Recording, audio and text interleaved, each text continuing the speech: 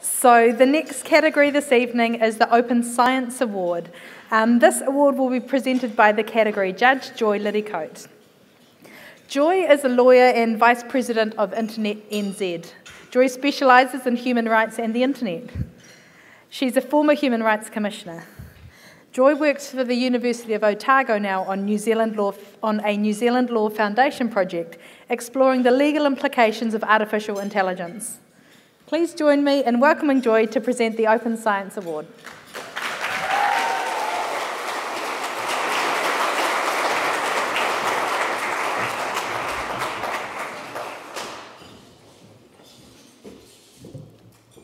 Kia ora tātou, ngā mihi kia koutou I tēnei pō.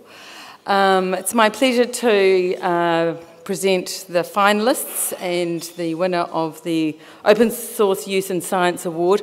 People might think, what on earth is a human rights lawyer doing introducing a science award? I mean, how those two things go together?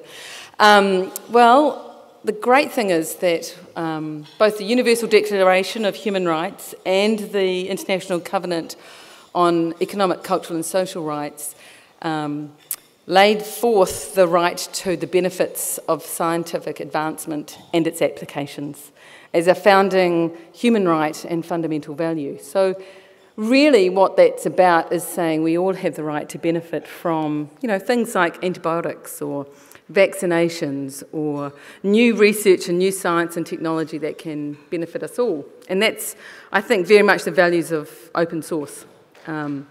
And so it's my pleasure to introduce 4 exciting and dynamic and very different finalists in the Open Source Use in Science Award. So the first of these is David Winter. Now, David has made a unique contribution around something that's known as reproducibility. Now, reproducibility is to do with this concept that results can be reproduced more than once and then used by others for common benefit. And it's particularly true in areas of research where the processes are using large amounts of data sets, for example, billions of DNA bases in genomic science. And David's contributed to this field in quite a unique way over many years by developing software under open source licenses, contributing to open source projects, publishing under Creative Commons licenses, and teaching other people to do the same. So please put your hands together for David Winter. Thank you, David. Thank you very much. Our second finalist is the Kia Sightings project. Now this is a really exciting and creative project, kiadatabase.nz. It's used for tracking the well-being of individual kia, which is a threatened native alpine parrot. And it's designed to support citizen science so that through the use of APIs and public engagement, the public can become engaged in saving the plight of this cheeky, mischievous, amazing, intelligent, creative bird. And we, the judges, thought this was a great example of free and open source software. So your hands together, please, for the Kia Sightings. The third, we've got Met Ocean Solutions, so from the mountains to the sea. Met Ocean recently released this scientific processing library as open source to encourage science and community around ocean wave analysis. Mind-blowingly amazing. It's a powerful collection of tools to process and write spectra in common formats that others can use, including parameters such as wave height, period, direction, and partitioning waves for different types of sea swells. So, Met Ocean Solutions. Thank you.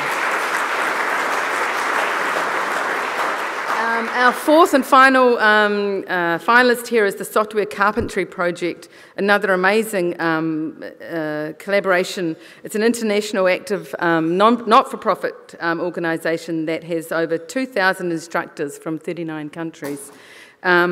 Using workshops to raise awareness in developing software skills in the research community with the intention that the tools used for research can be shared within and outside the research community to increase transparency and reproducibility. Again, amazing values, very much a strong finalist in this category. Put your hands together for them.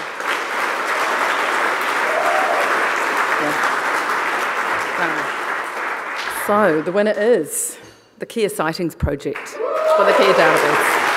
Congratulations.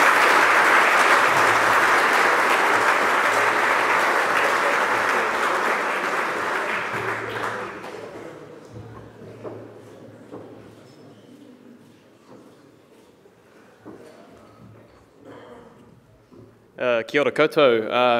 I didn't actually prepare any remarks because given the other finalists, you know, they're pretty incredible. So to get this award is pretty stunning. I'd like to thank the two other people that have worked with me on this project, Mark Braben and Laura Young. Neither of them could be here tonight, so it's just me. I'd also like to thank my employers, Catalyst. I've been with them for a while now, and they're supporting not only the project, but this amazing evening, this evening. For those of you who don't know it, the Kia is a mountainous alpine parrot found in the South Island. The project's been going just over a year, and we've had over 2,100 sightings. That's over 4 per day, which is pretty incredible.